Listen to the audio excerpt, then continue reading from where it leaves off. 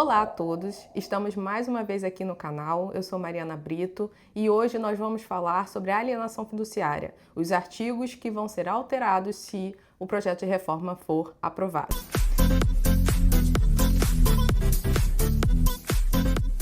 Hoje nós vamos tratar sobre o artigo 1361.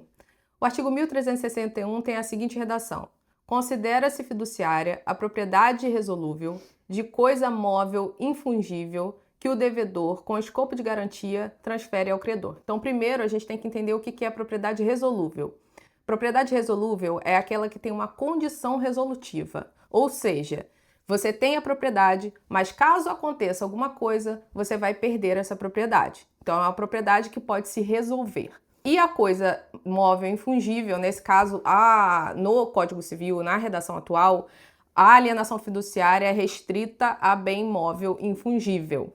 Só que a gente tem legislações esparsas. Nós temos a lei de alienação fiduciária que trata de bem imóvel, valores mobiliários, e a gente tem uma legislação também específica para os bens móveis que trata do procedimento com relação principalmente ao automóvel. E o que seria alienação fiduciária? A alienação fiduciária é uma garantia, um tipo de garantia que tem uma vinculação a um financiamento, a algum débito, e ela garante o pagamento desse débito. Então, por exemplo, no caso de um imóvel, você contrata uma alienação um financiamento bancário e ele é garantido pela alienação fiduciária. O que vai acontecer na matrícula daquele imóvel? A matrícula vai ter o registro da compra e venda, então o imóvel era de João, que vendeu para Maria. Aí vai constar lá o registro da compra e venda, que Maria passou a ser a proprietária do imóvel. Só que Maria fez o financiamento bancário para adquirir aquele imóvel. Então vai entrar também o registro da alienação fiduciária, e aí nesse caso a propriedade passa a ser do credor, uma propriedade resolúvel, que vai se resolver quando? Quando Maria pagar a dívida. E aí ela passa a ser a proprietária plena do imóvel quando ela pagar e der baixa na alienação fiduciária. Nós temos os parágrafos que trazem algumas especificidades com relação aos bens móveis. Parágrafo 1º. Constitui-se a propriedade fiduciária com registro do contrato celebrado por instrumento público ou particular que lhe serve de título no registro de títulos e documentos do domicílio do devedor ou, em se tratando de veículos, na repartição competente para o licenciamento, fazendo-se a anotação no certificado de registro. Então, no caso da alienação fiduciária do bem móvel, o automóvel ou veículo automotor, há o registro no certificado da alienação fiduciária. A alienação fiduciária vai constar no fim do certificado do registro e quando a pessoa pagar o financiamento, vai dar baixa desse gravame. O parágrafo 2º traz a seguinte redação: com a constituição da propriedade fiduciária, dá-se o desdobramento da posse, tornando-se o devedor possuidor direto da coisa. Então, o que acontece? Quando o credor ele vira o proprietário, a propriedade resolúvel é dele, ele também tem a posse indireta da coisa. E a posse direta, então por isso que ele fala de desdobramento da posse. A posse indireta, ela é do credor e a posse direta é daquele que está no imóvel, é o devedor. E o parágrafo 3º traz a seguinte redação: a propriedade superveniente adquirida pelo devedor torna eficaz desde o arquivamento a transferência da propriedade fiduciária. Esse parágrafo 3º, ele traz o que eu estava falando no exemplo, tanto do automóvel quanto do imóvel. Assim que a pessoa paga o débito, ele passa a ser o proprietário do imóvel ou do automóvel. Na redação do projeto de reforma, o artigo 1361 tem a seguinte disposição: considera-se fiduciária a propriedade transmitida com a finalidade de garantia ou de cumprimento de determinada função. Como eu já tinha falado antes, a redação atual desse artigo, ele abrange apenas os bens móveis infungíveis. Só que existem legislações esparsas que admitem a alienação fiduciária, principalmente no caso do bem imóvel. Quando foi editado esse projeto de reforma, eles trouxeram para esse artigo a possibilidade de alienação fiduciária de outros bens, que não só os bens móveis infungíveis. Então, como esse caput ele não traz a limitação, então envolve também os bens imóveis. E ele vai trazer especificamente os bens imóveis nos parágrafos.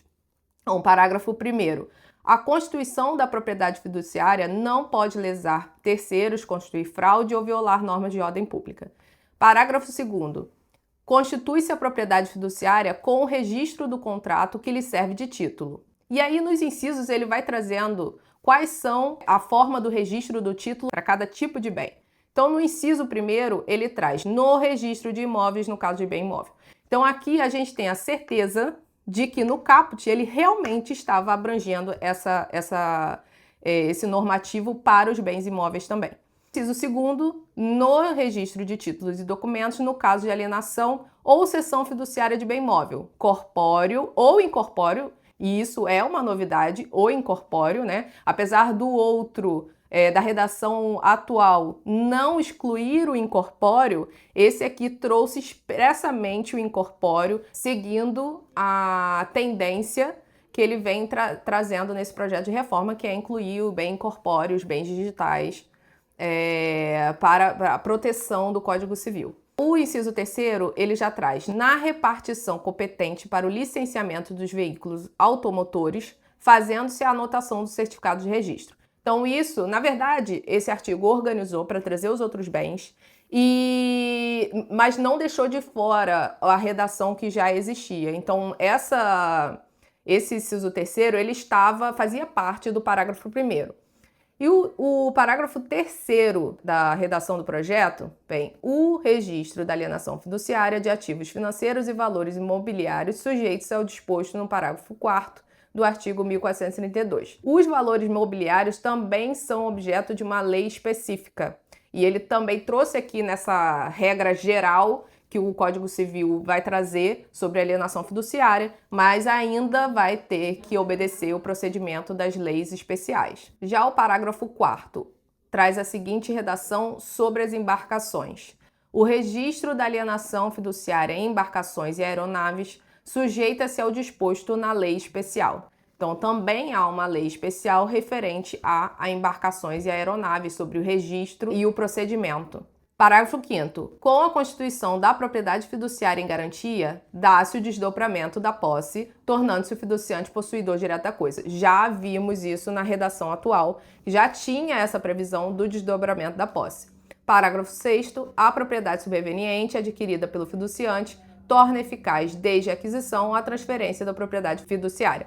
Também tratamos dessa redação, só que na redação atual é o parágrafo 3º, que é quando a pessoa paga o débito, ele passa a ser proprietário do bem. Parágrafo 7º. A propriedade fiduciária pode ser atribuída por ato entre vivos ou testamento, tendo por objeto bens corpóreos ou incorpóreos, móveis ou imóveis, fungíveis ou infungíveis, determinados ou determináveis, presentes ou futuros, desde que alienáveis, e abrange os frutos e bens derivados dos bens sobre os quais recai.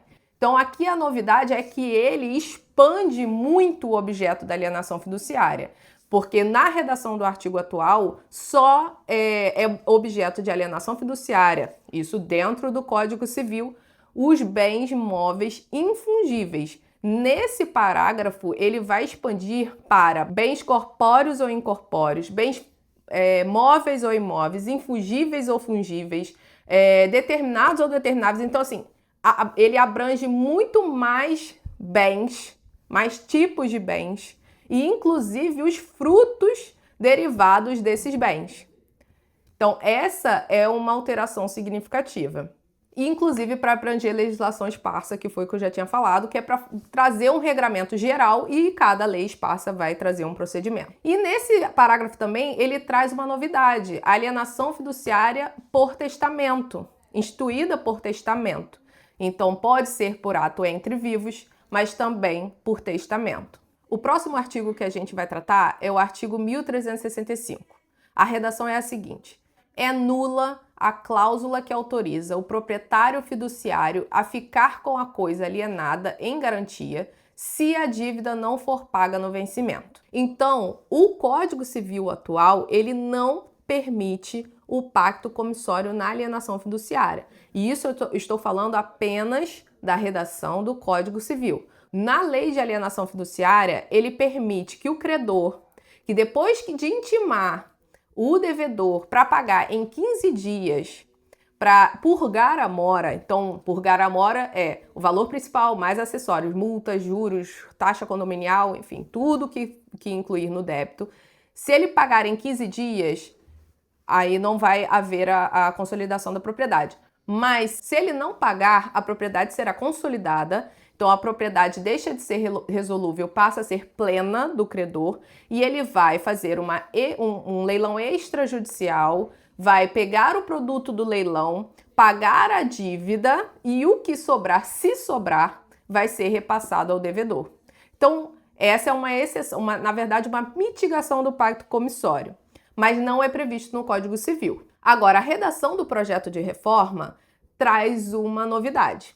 O artigo 1365 tem a seguinte redação: é nula a cláusula que autoriza o proprietário fiduciário a ficar com a coisa alienada em garantia se a dívida não for paga no vencimento, exceto na hipótese do artigo 1428. E aí, no artigo 1428, na redação atual, é a seguinte: é nula a cláusula que autoriza o credor pigdoratício, anticrético ou hipotecário a ficar com o objeto da garantia se a dívida não for paga no vencimento. Parágrafo único. Após o vencimento, poderá o devedor dar a coisa em pagamento da dívida. Essa é a redação atual, que também é alinhada com a proibição do pacto comissório. Mas aí, ao projeto de reforma, há uma alteração nesse artigo. Então, assim, lembrando que o artigo que a gente estava conversando anteriormente, ele remete ao artigo 1428, dizendo que ele traria uma exceção ao pacto comissório, uma mitigação. Então, vamos ler a redação do projeto de reforma. O caput não muda. O que muda são os parágrafos. Parágrafo 1º. Não se aplica o disposto no caput nos negócios jurídicos paritários se houver cláusula que autoriza que o credor se torne proprietário da coisa, objeto da garantia, mediante aferição de seu justo valor e restituição do supérfluo. Então, tem algumas exigências aqui para a mitigação do pacto comissório, do parágrafo 1º. Então, tem que ser um contrato paritário, então as partes têm que estar em igual condição. Tem que haver uma cláusula que permita que o credor ele se torne proprietário da coisa se houver dívida, se não houver o pagamento da dívida. E parágrafo 2º, é nula de pleno direito a cláusula que afaste a apuração do valor do bem ou a devolução do excedente. Então, não pode o credor tomar o bem para si e não repassar o valor excedente para o devedor. Então, ele não pode... vamos dizer que o débito é de 20 mil, o bem vale 50. Ele não pode deixar de repassar os 30 mil ou o que ele conseguir, o preço que ele conseguir por aquele bem. Que ele pode valer 50 mil, mas ele só, em leilão, por exemplo, conseguiu 40. Ele tem que repassar o excedente para o devedor. E se houver cláusula nesse contrato que permita que o credor ele não faça esse repasse do valor excedente, essa cláusula é nula. Parágrafo 3º. Nos negócios jurídicos paritários e simétricos, após o vencimento da dívida, poderá também o devedor, com a aquiescência do credor, dar o bem o direito em pagamento da dívida, desde que não faça em prejuízo dos demais credores. Então, esse parágrafo 3º tem uma redação similar ao parágrafo único da redação atual, que possibilita o devedor entregar o bem se ele está inadimplente. Agora, o parágrafo 5º estabelece: prevalece o disposto no caput desse artigo se o objeto da garantia se caracterizar como bem de família, na forma de lei especial, vedado pacto em contrário. Então, a proibição ao pacto comissório permanece intacta caso o bem que é objeto dessa alienação fiduciária seja um bem de família. Então, não vai poder ser mitigado nem na hipótese do parágrafo 1º. Uma coisa importante aqui: mesmo que o projeto de reforma seja aprovado e esses artigos venham a vigorar, a legislação esparsa continua sendo vigente, continua sendo aplicável a esses casos. Então, nós temos a legislação especial com relação aos bens móveis, que é o Decreto-Lei 911 de 1969, que prevê o procedimento, inclusive da mitigação do pacto comissório para os bens móveis, os bens automóveis, né? Que tem o artigo 3º, que traz a possibilidade de consolidação da propriedade quando já entrou com uma ação, o credor já entrou com uma ação pedindo liminar para busca e apreensão do bem. Depois que executada essa busca e apreensão, o devedor tem 5 dias para pagar o débito. Se ele não pagar esse débito, vai ser consolidada a propriedade, figura do credor, e ele vai fazer o leilão desse bem, também vai pegar o produto desse bem, pagar a dívida e o que tiver de exceto, se houver, ele vai entregar ao devedor. E se o produto da alienação do bem no leilão não for suficiente para pagar o débito, ele vai poder executar o devedor com relação a outros bens, vai procurar satisfazer o seu crédito. Então, no caso do veículo automotor, a consolidação de propriedade ela depende de um processo judicial. No caso do bem móvel, que é a Lei 9.514 de 1997, alterada pela Lei 14.711 de 2023, esse procedimento é extrajudicial. Então, se o credor tem a alienação fiduciária na matrícula do imóvel e o devedor está inadimplente, o próprio oficial do registro de imóveis vai intimar o devedor para pagar a dívida em 15 dias, para purgar a mora em 15 dias. Se o devedor não purgar a mora, a propriedade será consolidada na figura do credor, então ele passa de propriedade resolúvel para propriedade plena e a partir de então ele vai poder fazer um leilão extrajudicial do imóvel para o produto do leilão, o valor adquirido no leilão, pagar a dívida e o valor excedente vai ser entregue ao devedor, se houver valor excedente. Então, se o produto do leilão não for suficiente para pagar a dívida com o credor vai poder perseguir esse valor, vai poder executar o valor que falta para pagar a dívida, vai poder levar outros bens a leilão, enfim, para satisfazer o seu crédito. Com isso, a gente encerra o assunto da alienação fiduciária com relação aos artigos que sofreram alteração nesse projeto de reforma. Eu espero que vocês tenham gostado e até a próxima aula.